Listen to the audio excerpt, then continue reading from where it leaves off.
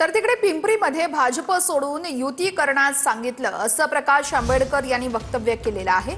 पिंपरीमध्ये भाजप सोडून इतरांसोबत युती करण्यास सांगितलं असं प्रकाश आंबेडकरांनी स्पष्ट केलंय।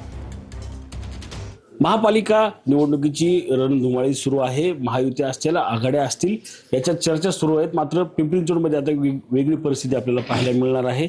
बाळासाहेब आंबेडकर जे आहेत त्याच पिंपरी चिंचवडमध्ये आले होते। नक्की त्यांची भूमिका पुणे आणि पिंपरी चिंचवडमध्ये काय असणार आहे याच संदर्भात बोलण्यासाठी आपल्यासोबत बाळासाहेब आंबेडकर जी आहेत। सर, काय सांगाल, काय तुमची भूमिका पुणे आणि पिंपरी चिंचवडमध्ये असणार आहे? मुंबईत तर तुम्ही आघाडीत गेला ते आता पिंपरी चिंचवडमध्ये आता जे होतं, इथले पिंपरी चिंचवडमध्ये जे मौलवी होते, मुस्लिम होते, नेते होते, त्यांच्याबरोबर चर्चा होती आणि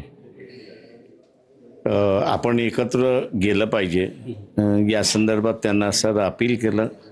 आता इलेक्शनमध्ये बघायचं आहे की ते आमच्याबरोबर येतात की नाही येतात। आता सर्व ठिकाणी पाहिलं तर आता भाजप सोबतचे तुमची भूमिका काय असणार आहे?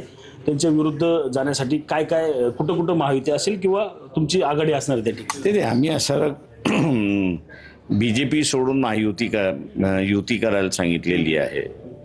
त्याच्यामुळे परवा जे आहे ते परवा आम्ही कोणाकोणाबरोबर युती झालेली आहे त्याचा असणारा माहिती असणारा आपल्या सगळ्यांना देऊ।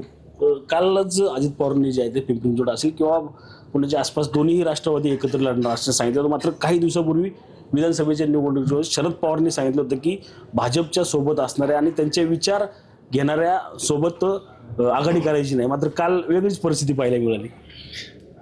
तुम्हाला आश्चर्य, मला आश्चर्य नाही त्याच्यामध्ये। चला, थँक्यू। कशामुळे आश्चर्य? थँक्यू।